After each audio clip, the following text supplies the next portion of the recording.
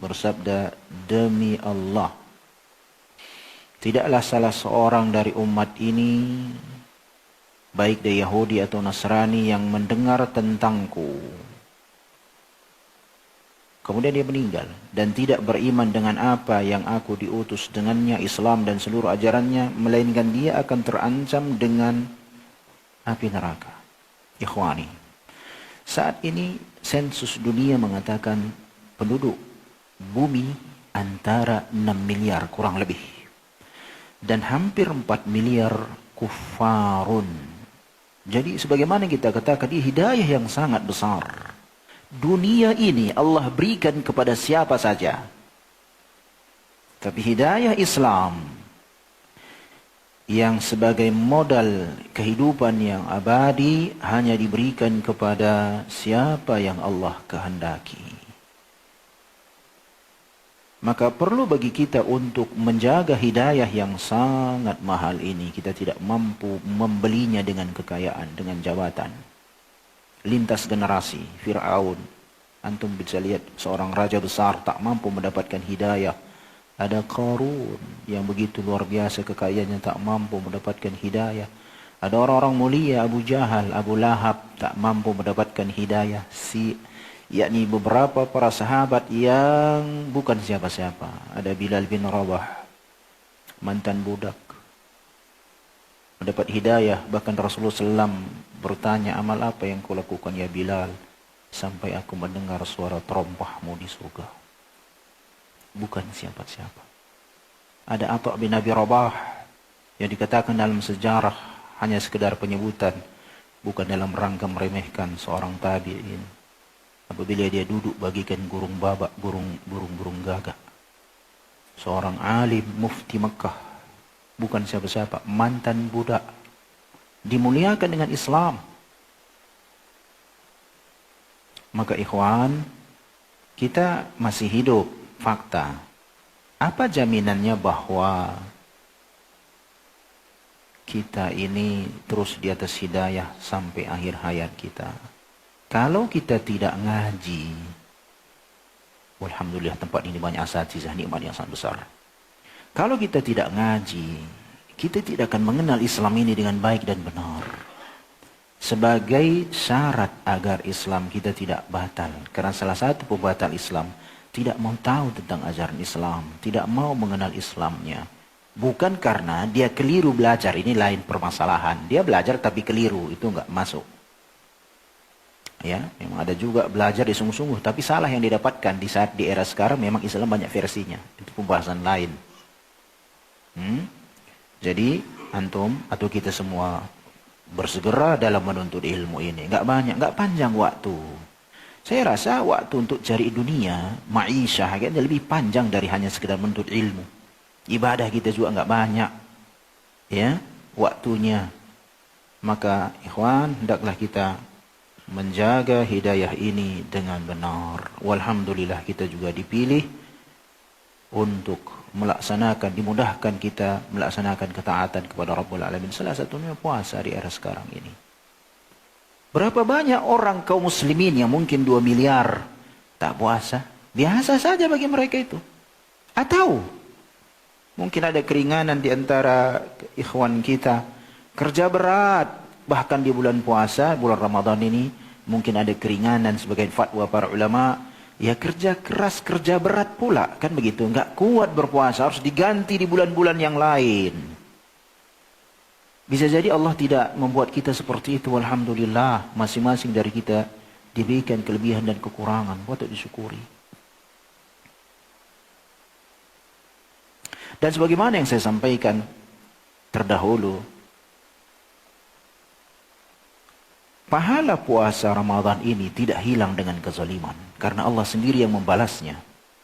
Bahkan tidak diambil, sebagian ulama mengatakan tidak diambil permasalahan kezaliman, pahala puasa nggak diambil, karena Allah yang membalasnya sendiri. Kalau kita menuntut ilmu ini amalan yang mungkin dibalas juga orang lain. Si fulan penuntut ilmu, si fulan LC, si fulan MA, si fulan Masya Allah rajin belajar, masih ada pujian-pujian. Meskipun ya mungkin ikhlas lillahi ta'ala, masalah hati. Tapi puasa, saya nggak tahu antum puasa apa enggak. Itu saja, bukan berarti saya melihat antum nggak ada yang nggak puasa, bukan maksudnya. Artinya adalah nggak ada yang tahu di antara kita ini kecuali dirinya atau Allah kemudian dirinya masalah puasa, nggak ada yang tahu. Itu maka dikatakannya ada ikhlas yang luar biasa di solat ini, nggak ada. Kalau dia berhasil solat dengan baik, puasa dengan baik dan benar, di saat memungkinkan dia makan dan minum secara tersembunyi, tidak ada yang mengetahuinya kecuali Rabbul Alamin, maka luar biasa sekali keikhlasan. Terlebih masalah kezaliman ini ya, kita bukan orang yang maksum. Bukan orang maksum. Dan kita tidak berharap menzalimi orang. Tapi terkadang tindakan kita nggak tahu itu kezaliman. Kita nggak tahu. Karena kita bukan orang maksum. Namun pahala puasa dikatakan oleh al-ilmu tidak diambil untuk mengeksekusi kezaliman. Seandainya diambil, dia tidak habis. Karena Allah yang membalasnya. Dan balasan Allah itu tidak ada batas. Jadi tahulah kita bagaimana Allah mudahkan kita puasa ini. Waktunya juga mungkin dari terbit fajar sampai dengan nanti tergenamnya matahari. Ya, tidak lama. Kalaupun ada yang wisol diizinkan hanya 2 hari, selebihnya tidak boleh. Alhamdulillah atas nikmat Islam dan sunnah. Ini waktu kita syukuri kepada Rabbul Alamin apapun profesi kita. Dan memang profesi atau ekonomi atau apalah segalanya kan nggak mesti sama. Kalau sama kan susah juga hidup ini. Salawat dan salam kepada Nabi yang mulia alaihi salatu wassalam, kepada keluarganya, sahabat-sahabatnya dan orang-orang yang mengikuti beliau dengan baik. Kita masuk ke bab ke-44. Bab Tauqir al-ulama wal-kibar wa ahli al-fadl wa taqdimihim ala ghairihim wa raf'i majalisihim wa idhar martabatihim. Bab yang dibawakan oleh Imam Nawawi rahimahullahu ta'ala. Bab menghormati ulama. Ulama ya. Ingat, ulama jamak dari alim. Alim berkaitan dengan ilmu. Ilmu di dalam Islam, qala Allah, qala Rasulullah, qala sahabat. Itu ilmu di dalam Islam. Allah berfirman, Rasulullah bersabda, para sahabat berpendapat. Selebihnya filsafat. Temuan manusia filsafat. Yang tidak boleh dipakaikan untuk Islam.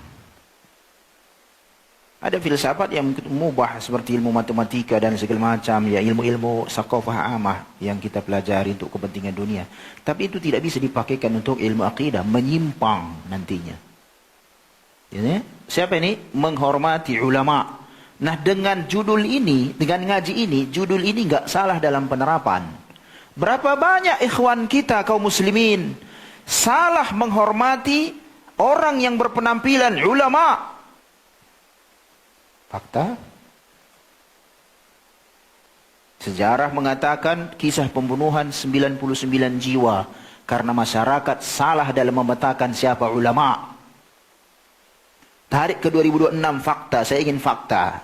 Sebab dakwah ini biar kita lihat gambarannya. Terkadang contoh tadi buat yang ada di negeri-negeri para ulama yang lain. Di negeri kita, antum boleh lihat pakai sorban, pakai ya jubah, jadi ulama di negeri kita ini. Orang awam mengatakan siapa ulama? Orang yang berbicara di podium. Bukan itu ulama.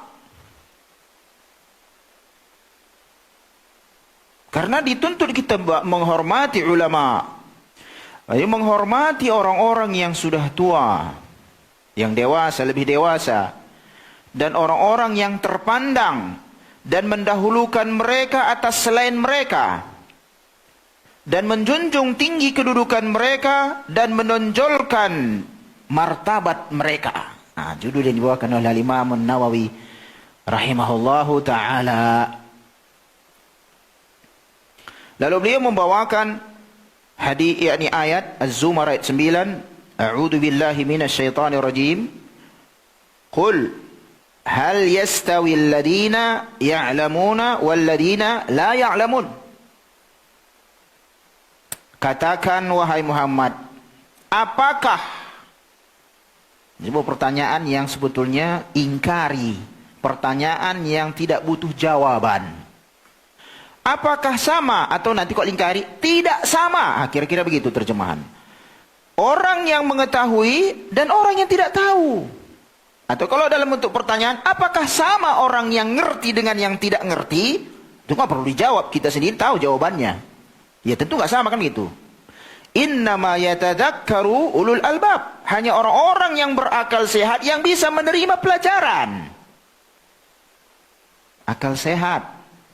Kalau berakal semua orang berakal. Apalagi, tapi kalau akalnya bisa rusak dengan apa? Dengan filsafat. Mana akal? Di sini akal. Ini otak, ini akal. Ya? Makanya dia bisa mendengar sesuatu tapi tidak sampai kemari, nggak dapat hidayah. Kemudian Al-Imam rahimahullah membawakan sejumlah hadis. Kita baca hadisnya. Dari Abi Mas'ud Uqbah ibn Amr Al-Badri Al-Ansari radhiyallahu anhu qala Rasulullah SAW. Rasulullah SAW bersabda, Ya ummul qawma aqra'uhum li kitabillah. Hendaklah yang mengimami suatu kaum orang yang paling pandai membaca Al-Quran. Tapi jangan takalluf. Sekarang ini takalluf, melampaui, yakni berlebihan. Seakan-akan dia saja yang bisa baca Al-Quran di dunia ini. Semuanya nggak lewat, salah. Ini berlebihan juga ini. Ya. Kemudian ikhwan, dalam masalah ini saya ingatkan, Anda jangan tertipu dengan sanad. Alhamdulillah kada orang punya sanad bagus. Saya tidak mengingkari. Tapi bukan berarti orang yang punya sanad lebih sakti dari orang yang tak punya sanad. Karena pada faktanya kita studi saja kita tahu siapa yang mendapatkan sanad itu. Terkadang guru itu begini, dia lihat, segini sajalah kemampuan murid saya ini. Standar saya kayaknya belum. Cuma dia supaya semangat, dikasih sanad. Bukan karena udah pas sekali menurut gurunya. Belum. Lalu dengan itu dia membanggakan diri. Kemudian kita ini, saya nasihatkan antum yang ngaji ini, jangan yakni menjadikan standar bahwasanya orang yang ahli dalam baca Al-Quran adalah orang satu-satunya yang ahli dalam baca Al-Quran, nggak akan salah kalau dia punya sanad. Ya enggak, kita rata-rata semua punya sanad, cuma tak tertulis. Kalau nggak, dari mana kita bisa baca Al-Quran? Kalau kita nggak belajar sama guru, cuma nggak ditulis. Sama dengan belajar. Orang-orang sufi, orang-orang yang saling mengatakan belajar fikih ini harus pakai sanad. Ya kita semua pakai sanad, ya berguru. Kalau nggak berguru bagaimana kita mempelajarinya otodidak? Nggak bisa. Otodidak itu urusan dunia. Nggak perlu ada sekolah tinggi-tinggi di situ untuk menjadi seorang ahli. Nggak. Ada Profesor Pisang, nggak tamat SMA. Nanti antum cek di Google. Profesor Pisang, udah profesor dia, nggak tamat SMA.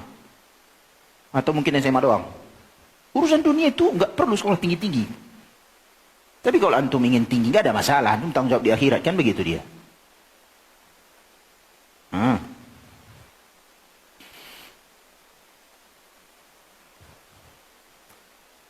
Lalu apa Rasulullah SAW mengatakan? Fa in kanu fil qira'ah sawa, sama dua-duanya pandai membaca. Apa yang dilakukan? Fa'alamuhum bisunnah, maka didahulukan yang paling paham dengan sunnah. Islam maksudnya. Karena sunnah adalah Islam. Fa in kanu fi sunnati sawa, dalam pemahamannya terhadap Islam sama. Fa aqdamuhum hijrah, yang pertama hijrah didahulukan. Fa in kanu fi hijrah sawa, sama-sama pula hijrah. Fa aqdamuhum sinnan, sini masih sinnan. maka yang paling tua. Wala ya ummanna, tapi di sini ada pengecualian. Wala ya ummanna ar-rajulur rajula fi sultanih. Janganlah seseorang mengimani orang lain di wilayah kekuasaannya. Ya misalnya di sini kita yakni ada BKM, ada ini kan begitu, ada imam resmi. Ya jangan pula tip-tip masuk maju ke depan. Aku udah punya sanad, maju ke depan. Oh enggak. Ini ada di sini ada penguasanya nih. Atau ke tempat lain, mentang-mentang kita datang ke masjid orang, ada penguasanya, jangan mentang-mentang Anda maju ke depan. Kemudian Rasulullah SAW mengatakan, wala yak'ud fi baiti ala takrimatihi illa biiznih. Dan jangan pula duduk di tempat khusus dia duduk. Kalau kita datang ke rumah seseorang, ya, kecuali dengan izinnya. Ya, izinnya. Di dalam riwayat lahu berarti Muslim.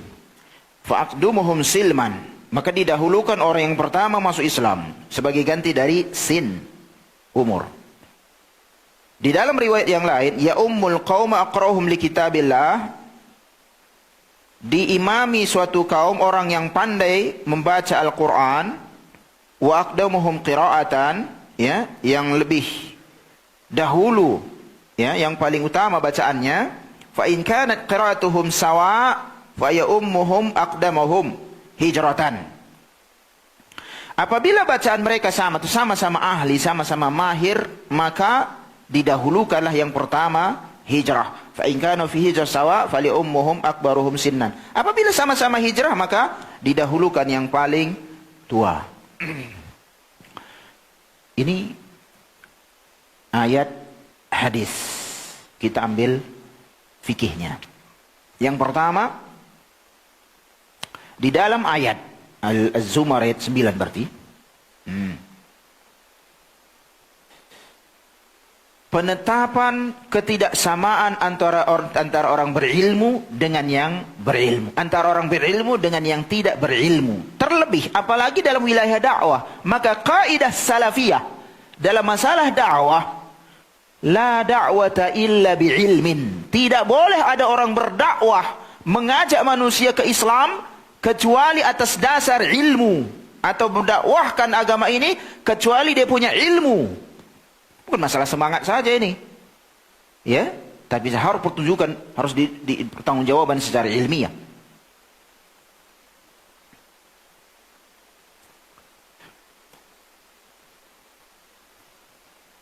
Wal murad tabdilul ladina ya'lamun 'ala alladina la ya'lamun. Yang dimaksud di sini adalah mengutamakan orang yang mengetahui dari orang yang tidak mengetahui.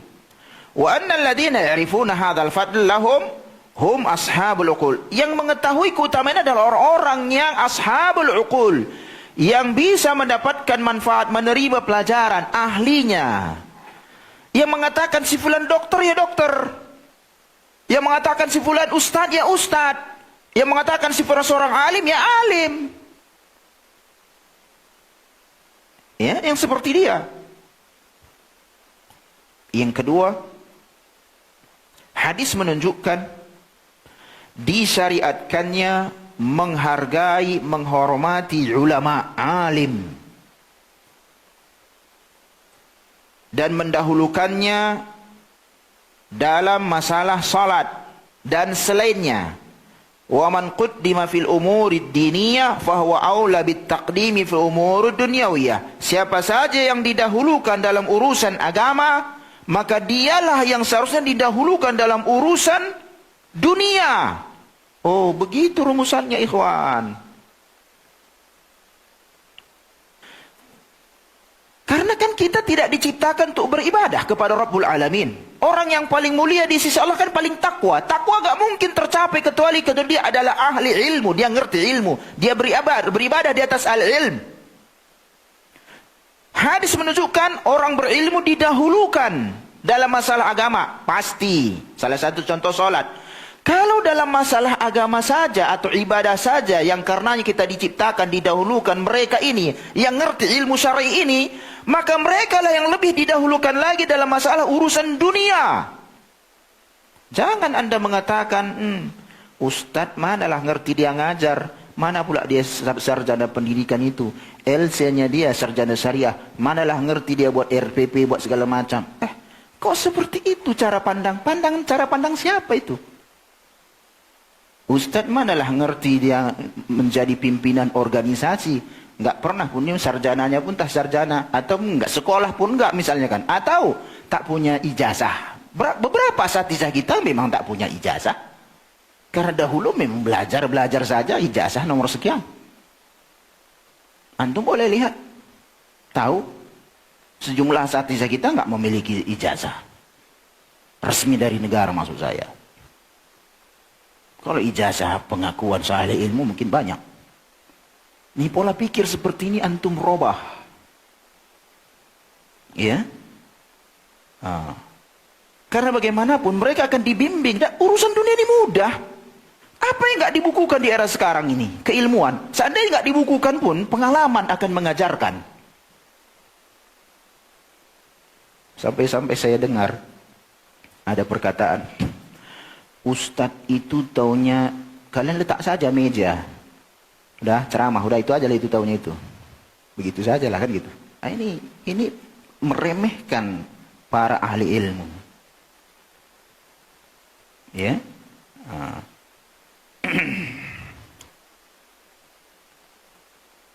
Yang ketiga. Yadullul hadis أيضا على مشروعية تقدير من كان أكبر سنا إذا تساووا في العلم وهذا يعني أن للكبير سنا حقا خاص. Menunjukkan hadis ini juga adanya disyariatkannya menghargai orang yang lebih senior dari usia, ya, apabila mereka sama dalam masalah ilmu. Jadi wajar itu daurah. Kita nggak bisa macam daurah nih, daurah. Itu para asatizah di depan. Kok kami nggak di depan kan gitu? Misalnya kita lah daurah ke satu tempat, iya kita masih muda-muda, letak dari belakang. Para asatizah senior di depan, yang udah kibarus sin, yang memang sudah ya guru-guru kita, layak penghargaan kepada mereka. Bukan berarti misalnya mereka nggak ngerti harus duduk di depan atau mungkin nggak dengar lagi atau bukan itu. Harus paham itu. Jadi jangan ada pemikiran ada daurah itu kok para asatizah saja di depannya. Seharusnya mereka udah di belakang-belakang saja itu udah ngertinya di apa yang disampaikan saya itu. Kayak kita-kitanya di depan kan gitu. Nggak paham kita kan gitu. Terus kita di depan. Oh nggak kayak gitu akhi. Kita bicara hadis sekarang. Penghargaan sama mereka. Antum mau seperti itu, antum belajarlah. Nanti antum kayak mereka juga, tapi niatkan ikhlas.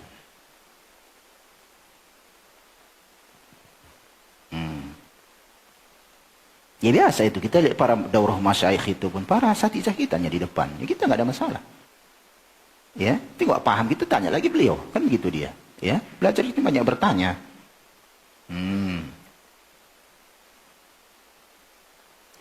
Yang keempat, dalam rangka di saat kita menghormati mereka ini, ya, penghormatan itu kepada mereka, para ulama kita, ustadz kita, guru kita, orang-orang tua kita, itu niatkan dalam rangka beribadah kepada Rabbul Alamin karena ada tuntunan syariat. Kalau enggak, secara adat istiadat pun ya orang tua kita hargailah. Masa pula kan enggak? Ya, orang-orang yang lebih berumur dari kita ya secara norma ya kita hargai, orang-orang yang berilmu ya kita hargai secara norma. Tapi hendaklah tindakan itu dilakukan atas dasar apa? Atas dasar peribadatan kepada Rabbul Alamin. Ada tuntunan dari Nabi yang mulia alaihi salatu wasallam. Itu membedakan nanti antara niat dengan kebiasaan. Masalah adah dan niat tadi membedakan masalah dari sisi pahala. Kemudian yang tidak kalah penting di sini adalah urutan ini yang disebutkan di dalam hadis, ya, apabila yang lebih ahli dalam baca jika sama, kemudian yang lebih mengerti sunnah, kan begitu. Itu apabila tidak ada penguasa di tempat itu. Misalnya penguasa di tempat ini ada ketua BKM kita. Kalau dia mau jadi imam, nggak apa-apa meskipun di belakang ada orang-orang sakti. Maksud saya bacaannya hebat-hebat, lebih hebat dari imam. ketua BKM kita, misal, nggak apa-apa, dia pengusaha. Atau dia mengatakan begini, saya tunjuk si fulan jadi imam. Ternyata ada lebih ahli dari si imam itu. Nggak apa-apa, karena ada dalilnya menunjukkan seperti itu, nggak ada masalah.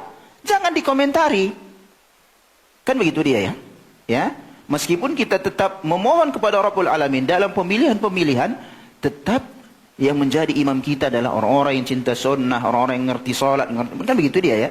Karena ini ada kasus yang terjadi di Masjid Nabawi sekarang. Dikritik segala macam. Ya, yang memilih pemimpin gimana lagi? Penguasa mereka memilih imam Masjid Nabawi. Ya sudah. Ada yang mengomentari beliau ini bermasalah sisi manhaj, kita pun ngertinya itu. Ada yang mengomentari bacaannya kok kayak gini kan gitu kan. Ya. Ya kita dengar ya. Mungkinlah kan begitu dia. Tapi harus diingat bahwa ikhwani yang memilih adalah penguasa mereka. Ya sudah. Kita pun begitu. Seandainya kita tidak sepakat misalnya kan, atau mungkin sebagian masjid kan, bacanya kacau balau, apalagi terlebih masalah Fatihah, nggak sah sholat kita dibuatnya nanti. Ya kita cari masjid lain, apa boleh buat? Kalau kita berikan syarat, berikan masukan, nasihat, nggak mempan, tetap juga dipertahankan dia, udah diingatkan, ya kita cari masjid lain lah. Begitu aja solusi. Ya. Karena harus dibedakan antara kesalahan Al-Fatihah dengan kesalahan surat. Kesalahan surat nggak ada masalah.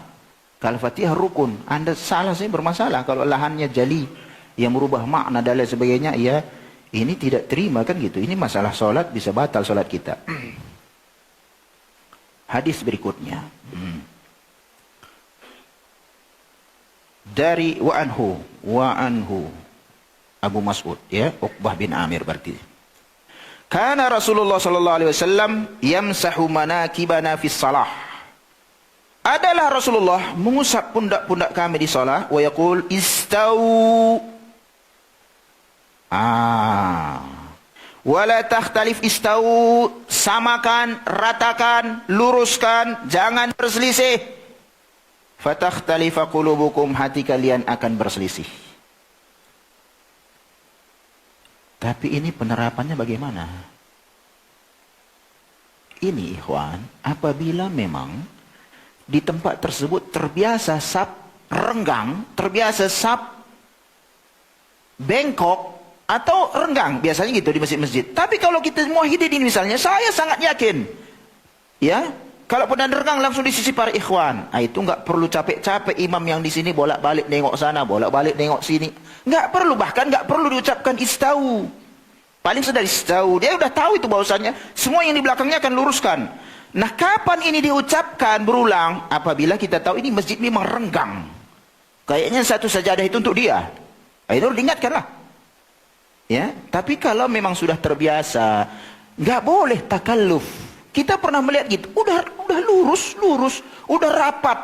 Saya pernah sholat di Jogja seperti itu, udah rapat betul paten. Imamnya keliling, lagi mutar-mutar nengok, udah kurang lurus. Ini takalluf namanya, melampaui batas. Segala hal dalam melampaui batas tak bagus. Kalau sudah lurus, sudah. Ya.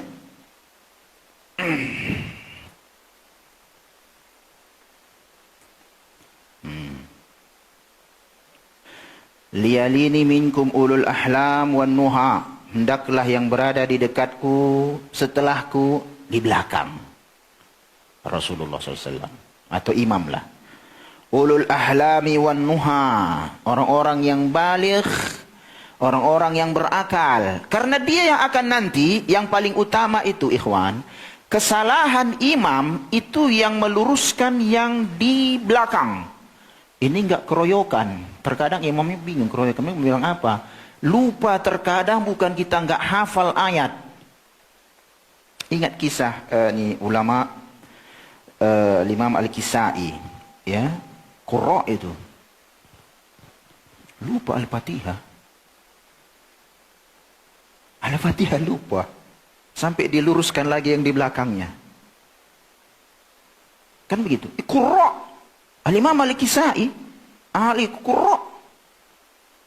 Jadi imam pernah sekali lupa di Al-Fatihah. Satu ayat di Al-Fatihah lupa, diingatkan. Baru diingatkan di belakang. Kan kita bikin. Kok Al-Fatihah lupa, kan begitu dia. Ada para ulama, ada lupa. Ya. Jika saya tidak kira Al-Imam Al-Kisai, kisahnya pernah saya bawakan dalam khutbah Jumat. Summal ladina yalunahum. Kemudian yang setelahnya. Ya. Yang setelahnya. Jadi perhatikan bahwasanya karena mereka yang nanti akan apabila menggantikan imam. Ya, menggantikan imam baik imam itu batal atau imam itu serak. Misalnya kasus tarawih misalnya, ya kan? Kalau di haram misalnya kan di haram Makki atau haram Madani, Mekah Madinah mungkin terkadang imam bergantian kan begitu dia, ya. 4 rakaat ganti imamnya, 4 rakaat ganti ini, enggak ada masalah seperti itu. Ya. Mungkin dia sendirian, serak. Ya, maka di belakangnya maju. Dia keluar mundur. Gitu. Summa ladina yalanuhum rawahu Muslim, ya. Kemudian dari Abdullah bin Mas'udin qala Rasulullah sallam liyalini minkum ulul ahlal wan nuha, sama hadisnya, hendaklah yang setelahku di antara kalian adalah orang yang baligh dan berakal. Summa ladina yalunahum 3 kali. Kemudian yang semisalnya. Wa iyyakum wa haisatil aswaq, dan janganlah kalian ribut seperti keributan di pasar. Kalau di pasar apa yang enggak ada keributan? Masalah apa? Ayo udah ribut, kan gitu. Ya. Tapi ini bukan pembahasan kita di sini. Disebutkan karena kebetulan dalam satu hadis. Faedah dari hadis ini ikhwani, yang pertama, di 2 hadis ini, berarti langsung 2 hadis, Uqbah bin Amir dan hadis Abdullah bin Mas'ud,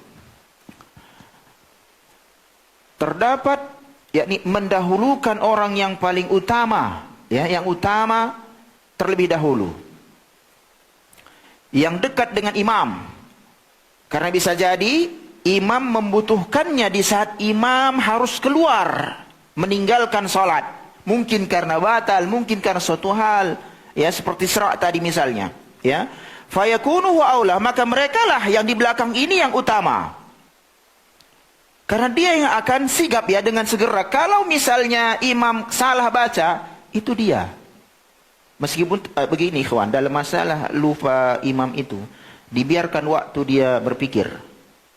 Jika agak lama dia diam, baru ingatkan.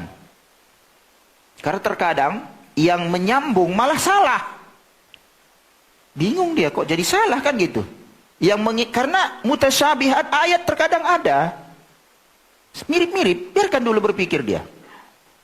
Ya. Oleh karena itu saya pernah melihat imam keliru, kemudian diingatkan beberapa orang, dia buat isyarat begini. Maksudnya apa nih? Tunggu dulu biar saya pikirkan. Udah biarkan aja dulu. Ya. Nah.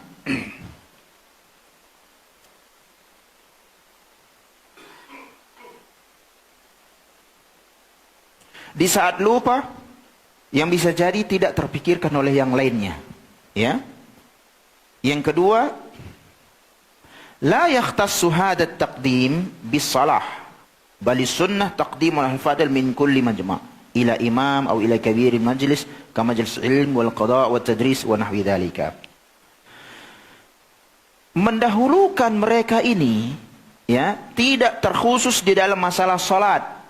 Ulul ahlam wan nuha, orang yang baligh berakal, yang ngerti, kan begitu. Tidak terkhusus di dalam masalah salat, tetapi dalam seluruh majelis. Iya, mungkin imam didahulukan mereka, dalam majelis ilmu mereka diletak, kan begitu, dan segala macam, tidak ada masalah. Memang seperti itu, ya. Yang ketiga, al-hadits yadullu ala annahu yanbaghi ala ahli al-ilm wal fadl an yataqaddamu ila saffil awal wa yubakkiru ilaihi. Seharusnya ini yang dilakukan.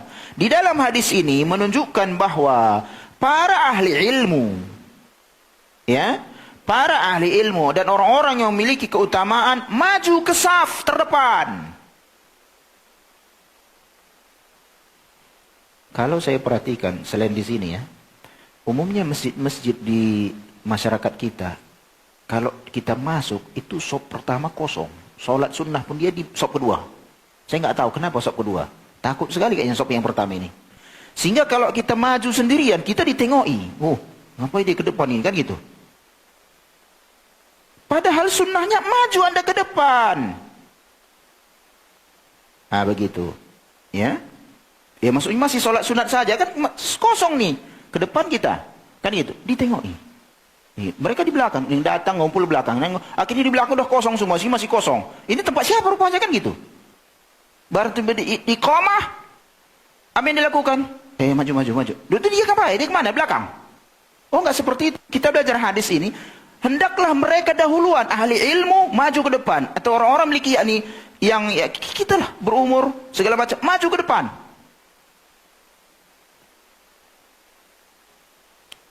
Sudah? Itu seharusnya. Bukan makna hadis adanya larangan. Jangan salah memahami pula tatkala Rasulullah mengatakan seperti itu, ya. Bukanlah makna hadis ini, ya. Adanya larangan bahwa orang yang masih muda usianya tidak boleh di belakang imam atau berada di saf terdepan. Kalau dia duluan maju, ya orang-orang yang dewasa jangan suruh maju kemudian ini suruh mundur ke belakang. Enggak. Kenapa Anda belakangan datang? Kan begitu dia. Siapa yang berada di saf pertama, maka dia yang lebih berhak.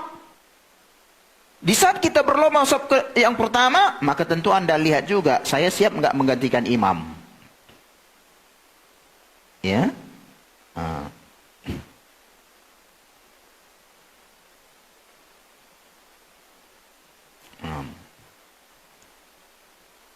hadis berikutnya dari Abi Yahya, ada yang mengatakan Abu Muhammad Sahal bin Abi Hasmah Al-Ansari radhiyallahu anhu qala Intalaqa Abdullah bin Sahal wa Muhaisah ibn Mas'ud ila Khaybar wa hiya yawma idin sulhun.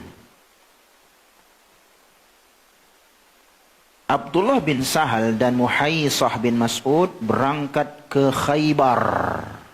Waktu itu lagi perjanjian damai. Khaybar ini wilayah Yahudi ya. WTC-nya di era itu.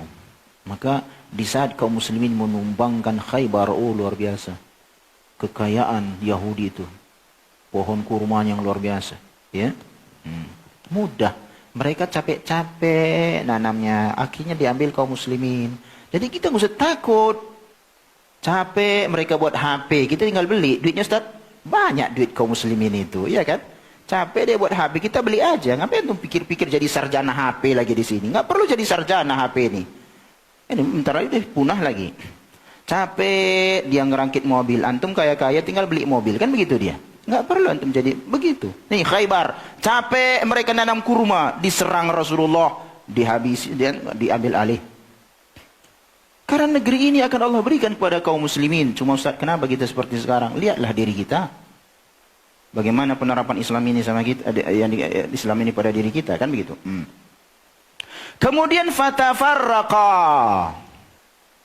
Keduanya berpisah. Fa'ata Muhaisah ila Abdullah bin Sahal. Lalu datanglah Muhaisah kepada Abdullah ibn Sahal. Mereka berpisah. Setelah itu dijumpai, didatangi. Apa yang didapatkannya? Didapatkannya yatashahhab fi damihi qatilan, berlumuran darah, menggelpar. Dibunuh padahal lagi perjanjian damai ini, ya. Fadafanahu, kemudian dikuburkan.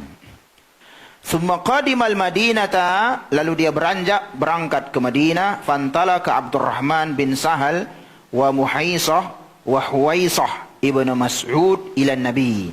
Maka Abdurrahman bin Sahal wa Muhaisah wa Huwaisah putra Mas'ud menjumpai Nabi SAW. Fadhahaba Abdurrahman yatakallam. Mulailah Abdurrahman yatakallam. Ini ya, Abdurrahman masih kecil. Yatakallam. Faqala kabbir kabbir. yang dewasa yang berbicara, yang dewasa. Nah ini juga adab kan? Ini enggak anak kecil ya belum ngomong kan gitu. Enggak. Dalam majelis pun begitu.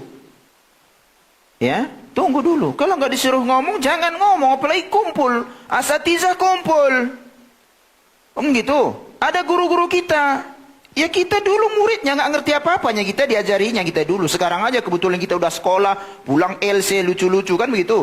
Pulang kan gitu kan. Oh kita pula kalau lebih sakti dari guru kita. Mungkin guru kita, enggak. Guru kita tak lebih sakti. Maka kalau nggak disuruh ngomong, ya Anda jangan ngomong. Kalau ada guru-guru kita di situ. Ya kalau disuruhnya ngomong kan gitu. Kalau ada perlu bicarakan, bicara. Kalau enggak ya udah diam. Ada orang enggak. Begitu pulang studi, udah dia kayaknya lebih sakti dari gurunya. Bisa jadi memang seperti itu. Tapi adab mana? Ya. Nah di sini Rasulullah yang dewasa ngomong. Wa huwa ahdatsul qaum, sedangkan waktu itu dia yang paling muda di situ. Fasakat. Akhirnya apa ikhwan? Diam. Sakat, diam. Fatakallama Huwaisah, dan dua-duanya berbicara. Maka Rasulullah mengatakan, atahlifuna, apakah kalian mau bersumpah wa tastahiqquna qatilakum, sehingga kalian berhak mendapatkan darah pembunuh kalian, yakni keluarganya. Gitu. Nah ini kan hadis yang berkaitan tentang masalah adab. Ini kan ada orang tua, kenapa dia ngomong? Ya. Ini kalau kita masih yakni di situ, kita mungkin ada lebih tua dari lebih senior dari kita, ya kita tunggulah. Meskipun kita tahu masalahnya, kita diam aja dulu. Gitu. Kalau ada yang bicara, kau udah cukupnya orang bicara, ngapa lagi kita bicara? Fikih. Yang pertama, termasuk sunnah ya ikhwani, mendahulukan orang yang lebih senior dalam pembicaraan. Wa fi ghairihi min umuri ta'amul bainan nas, dan selainnya dalam urusan interaksi dalam urusan dunia, dalam urusan yang lainnya, urusan manusia. Ya, berikan hak siapa? Hak yang lebih tua dari kita. Ini kita yang muda-muda nih, Masya Allah, para pemuda yang di hadapan saya itu. Gitu. Ustadz, kalau kami studi di kampus-kampus gimana pula itu? Kan begitu. Ya itu kan kita proses belajar, Anda nggak paham tanya. Kejar terus dosennya sampai dia mengatakan udah besok lagi, udahlah itu besok lagi. Ya. Yang kedua, yang bagian istihdara ta'abbud lillahi ta'ala fi hada liyanal ajra ala taqdimil akbar. Ini sama saja yang tadi ikhwani. Dalam adab, seandainya tidak dibicarakan oleh syariat, dalam adab, ya memang seperti itu. Ya kita ya dahulukanlah orang-orang tua kita ngomong kan begitu dalam majelis. Tetapi di saat masalah ini, ada keterangan syariat, niatkan dia beribadah kepada Rabbul Alamin.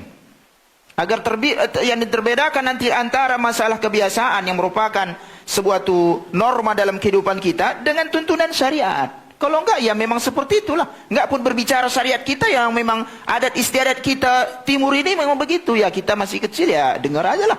Kalau orang tua ngomong, kalau ada masalah mau buat pesta misalnya kan, orang udah tua-tua, orang tua kita ngumpul, ya kita dengar, paling nuangkan teh saja yang kerja kita situ. Kalau enggak disuruh ngomong ya ngomong kita. Kan gitu. Belum kita ngomong, belum suruhnya diam pun. Apa kau tahu tanya pula? Kan gitu. Nah ini misalnya, dan saat masalah ini, niatkan dalam masalah ini adalah masalah ibadah. Hadis berikutnya. Dari Jabir. Anna Nabi SAW kana yajma'u baina rajulaini min qatla Uhud. Rasulullah SAW mengumpulkan di antara dua orang sahabat yang terbunuh dalam perang Uhud. Fil qabr, dalam kuburan. Summa yaqul ayyuhuma aktsaru akhdan lil Quran, yang mana di antara keduanya yang hafal, yang lebih banyak hafalan Qur'annya. Fa idza usyira lahu ila ahadihima, apabila diisyaratkan kepada salah satu di antara keduanya, si fulan, kan begitu, diarahkan salah satunya, qaddamahu fil lahad, maka Rasulullah mendahulukan dikuburkan. Rawahul Bukhari. Fikih hadis. Yang pertama, al-hadithu taqdim Rasulullah SAW li sahibil Quran ala man huwa dunah. Rasulullah mendahulukan orang yang menghafal Quran. Ingat ikhwani, menghafal Quran harus dibedakan dengan era Rasulullah dengan era kita.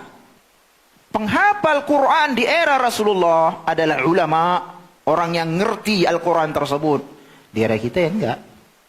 Ya, Ya ulama tapi banyak yang enggak kan gitu. Para penuntut ini menghafali enggak paham.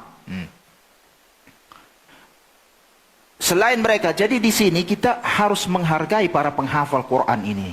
Seandainya pun dia mungkin mereka tidak memahami maknanya kan gitu. Tapi usahanya menghafal Quran, mereka menghafal Quran, kita hargai dalam masalah ini. Beberapa yang lalu, yang waktu tahun lalu anak-anak kita mau kita masukkan ke syariah Lipia. Karena itu sebetulnya masuk syariah Lipia itu nggak boleh dari luar. Kita apa namanya itu? Jalur cepat nih. Ya. Syariah Lipia berarti ringkas umurnya 2 tahun karena ada iqdat 2 tahun, syariah 4 tahun, 6 tahun, berarti ringkas 2 tahun. Langsung syariah Lipia ini berat, pertandingan keras kan begitu. Maka waktu kita telepon para masyayikh kita yang masih kenal, beliau berkata begini, anakmu itu hafal Quran enggak? Oh itu yang ditanyanya. Waktu itu anak kita tes tulis lewat, tes anak kita maksudnya anak-anak sekolah ulun UMBS kan begitu. Tes tulis lewat, tes lisan. Nah tes lisan ini banyak titipan. Dari Lipia saja sudah berapa kan? Anak mereka sudah berapa? Ini anak luar pula.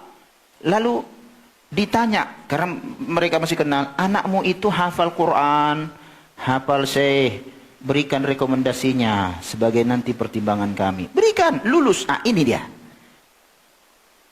Jadi kalau anda ingin yakni hatta UIM, hatta universitas yang anda hafal Quran, bahkan sekarang sekolah-sekolah umum masuk fakultas kedokteran hafal Quran. Ada siswi kita ambil kedokteran sekarang di Riau saya dengar, dulu karena dia hafal Quran. Alhamdulillah. Kan begitu dia. Coba dokter penghafal Quran luar biasa itu. Dia begitu, anak-anak antum didik lah, enggak mampu Ustaz dia, berapa mampunya? Malah yudruk kullu wa la yutruk jullu. Sesuatu yang tidak didapatkan semua tak pula ditinggalkan semua. Ini para pemuda antum ya akhi, para pemuda ini hafal Quran, baca minimal juz 30. Begitu dia. Caranya Ustaz, kami enggak kuat lagi menghafal.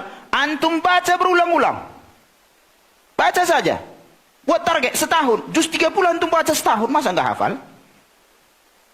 Kenapa Al-Fatihah menghayal pun orang bisa? Tiap hari ucapkan.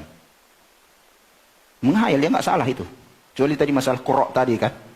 Ya, karena ada nizak di antara dua ulama masalah itu kemarin.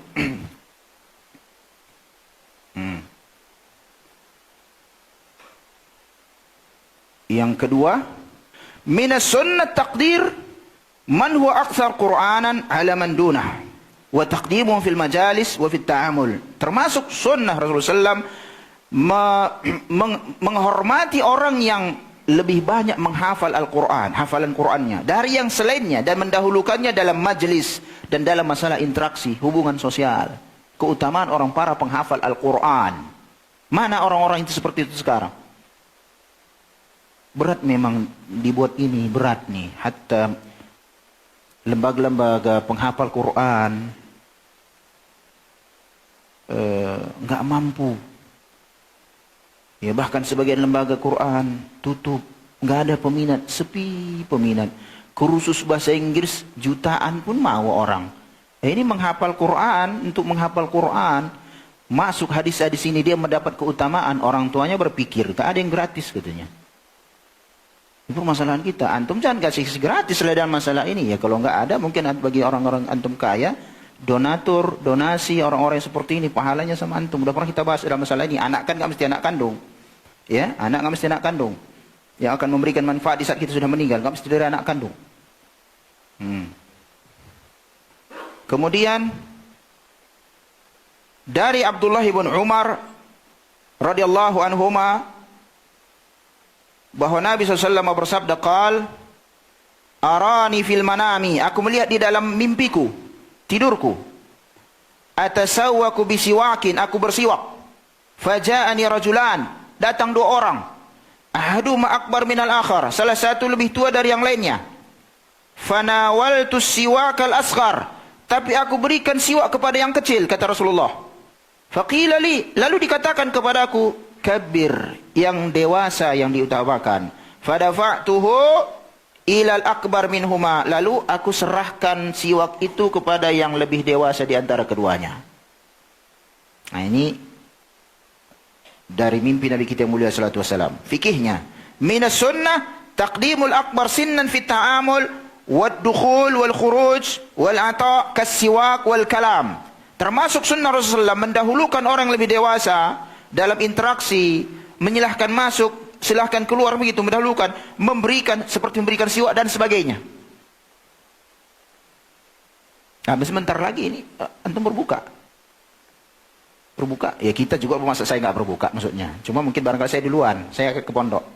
Ini nanti, ya kan, dalam pembagian antum lihatlah yang dewasa kasih, kan gitu dia. Ya, pun anak-anak cepat, anak-anak kan gitu. Dewasa, baru nanti anak-anak. Ini sholat Jumat ya, anak-anak yang pertama dapat makanan, dia duluan lari, ya kan gitu. Kan gitu. Nah ini juga bermasalah dalam saat ini sekarang, pembagian makanan di sholat Jumat. Khawatir saya itu saat jadi bid'ah. Ya, mengkhususkan di hari Jumat, setelah sholat Jumat kan gitu. Saya khawatir, saya tidak mengatakan bid'ah, saya khawatir suatu saat. Karena menjadi pusat tujuan orang. Mari kita sholat Jumat, oh di sana, kenapa? Ada pembagian makanan. Bukan sholat lagi berarti niatnya. Untuk pembagian makanan, bermasalah. Hadis berikutnya ikhwani. Dari Abi Musa, qala Rasulullah SAW, inna min ijlalillahi ta'ala, sesungguhnya termasuk bentuk mengagungkan Allah tabaraka wa ta'ala, ikrama disyaibatil muslim, memuliakan orang muslim yang telah beruban. Yang normal ya, kalau enggak anak kecil pun udah ada beruban soalnya, penyakit. Ya. Udah tua maksudnya. Wa hamilil Qur'an ghairal ghali fihi wal jafi anhu. Dan juga termasuk memuliakan Allah dengan memuliakan para penghafal Quran yang tidak berlebih-lebihan dan juga tidak yakni menyepelekannya. Karena berlebihan dalam masalah ini bermasalah kan? Ya melampaui batas, gulu tidak boleh. Ya diletakkan pada posisinya untuk saya. Tidak pula diremehkan keutamaan yang Allah berikan kepada dia. Tatkala dia menghafal Quran, kita jangan remehkan itu. Oleh karena itu Rasulullah SAW bersabda, "Man yuridillahu bihi khairan yufaqihu fid din." Siapa saja yang Allah inginkan kebaikan,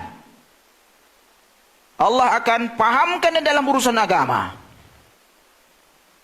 Idza arada Allah bi 'abdin khairan, ista'malahu qabla mautihi. Faqalu, fa kaifa yasta'milu ya Allah ya Rasulullah?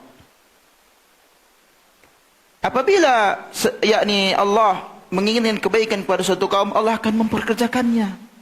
Para sahabat bertanya, bagaimana Rasulullah akan memperkerjakannya? Maka Nabi yang mulia alaihi salatu wasallam bersabda, Allah akan memberikan taufik untuk amal saleh, kemudian dia wafatkan di atas itu. Keutamaan-keutamaannya seperti ini.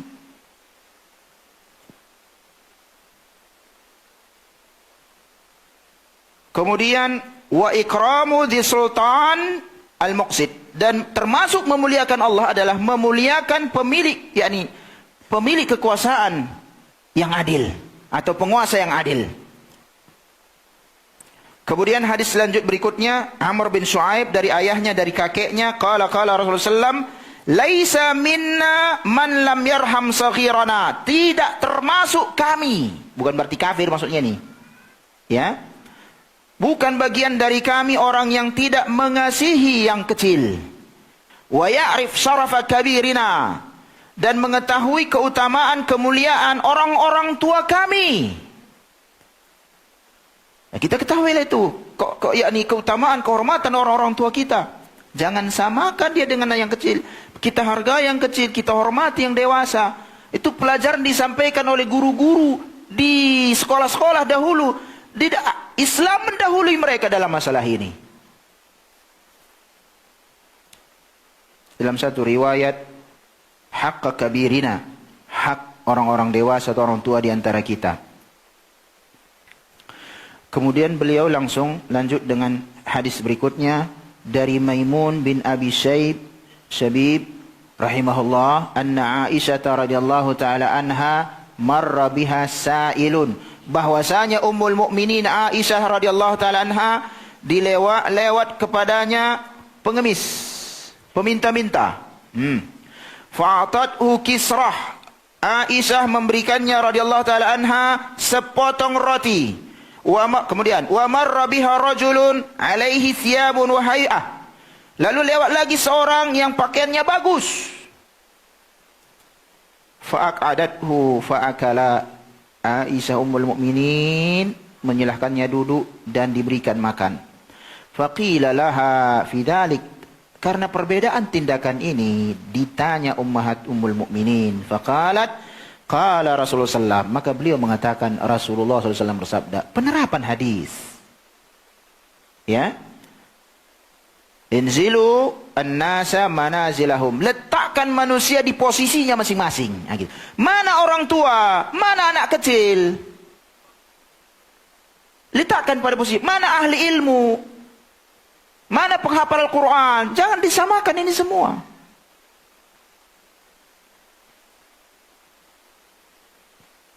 Fikih hadis dari 3 hadis ini, termasuk sunnah memuliakan orang-orang yang dewasa, menolong mereka dan mendahulukan mereka di dalam majelis.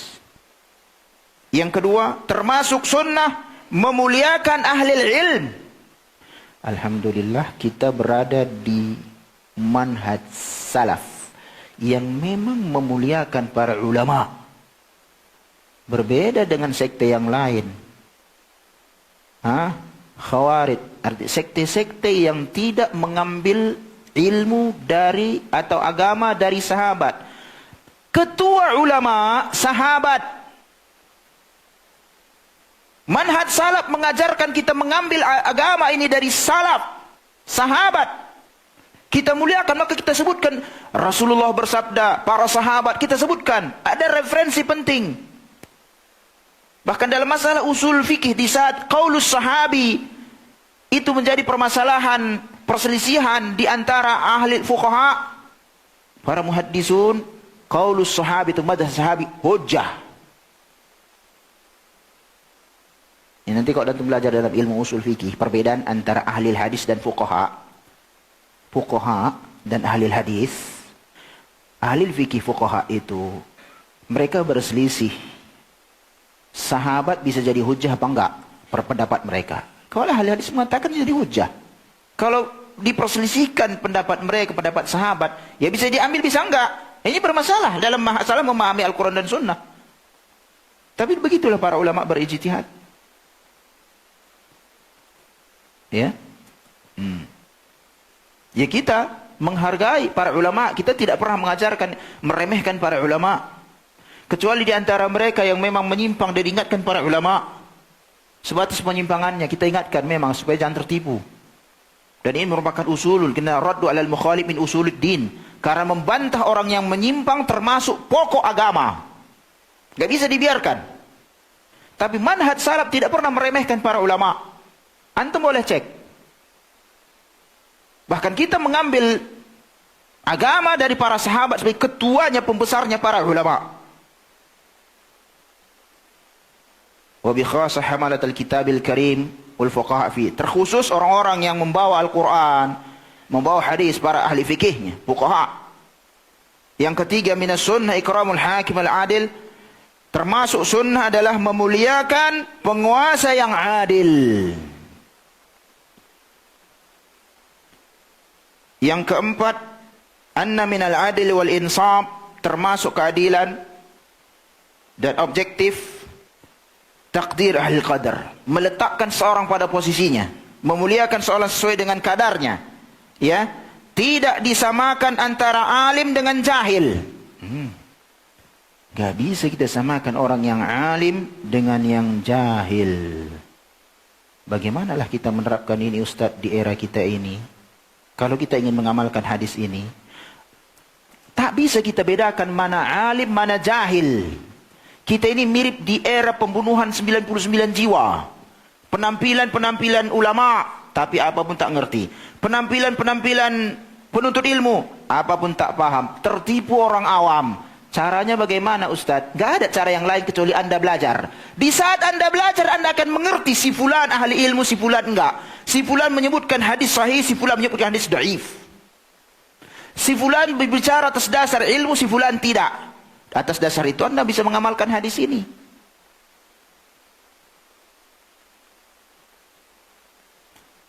Wala kabirun bisaghir wala amirun bi'mur. Jadi tidak disamakan antara orang yang dewasa dengan anak kecil.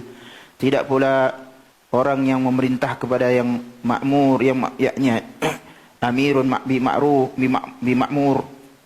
Fakullun lahu haqqun bi yulaimuhu. Masing-masing memiliki hak sesuai dengan kondisinya masing-masing. Wa anna hadha fi ta'amul ma'hum fi babil adab wal akhlaq. Dan bahwa interaksi seperti ini termasuk dalam bab akhlak dan adab. Ini dalam masalah interaksi adab dan akhlak ya. Tetapi dalam masalah hukuman, ya sama. Nggak ada nanti misalnya hukuman anak kecil beda dengan dan masalah kisos syariat ya. Hukuman yang ahli ilmu, dia dibunuh. Dia tidak dibunuh karena membunuh orang. Enggak, begitu dia membunuh orang, siapapun dia, tanpa hak, ya dibunuh. Kalau syariat maksud saya. Ya, dalam masalah hukum, itu sama semua, nggak bisa dibedakan. Ya. Soal dalam masalah ta'amul, ya. Kita ambil satu hadis lagi ikhwani. Kita tutup kajian sebentar lagi. Satu hadis. Dari Abdullah ibn Abbas radhiyallahu anhu qala qadiba Uyainah ibn Hisan. Uyainah ibn Hisan datang fanazala ala ibn akhihi al-Hurr ibn Qais. Lalu dia singgah kepada di rumah anak saudaranya Al-Hurri bin Qais. Wa kana minan nafaril ladina yudnihim Umar, di mana Al-Hurr bin Qais ini termasuk orang-orang yang dekat dengan Umar. Umar khalifah. Udah? Umar khalifah. Wa kana al-qurra'u ashab majlis Umar wa musyawaratihi. Dan qurra, para ulama adalah anggota majlis syuro Umar bin Khattab. Jadi dalam masalah pemimpin, kita kok jadi pemimpin, kita harus pilih orang-orang yang ring satu kita, ahli ilmu, bukan penjilat. Ahli ilmu. Itu penting. Ring satu kita itu, kalau kita pemimpin, itu ahli ilmu. Tempat kita, bagi menurut antum gimana ini, kan gitu. Ya, jadi kita nggak dicelakakannya, itu pentingnya. Bergaul dengan ahli ilmu.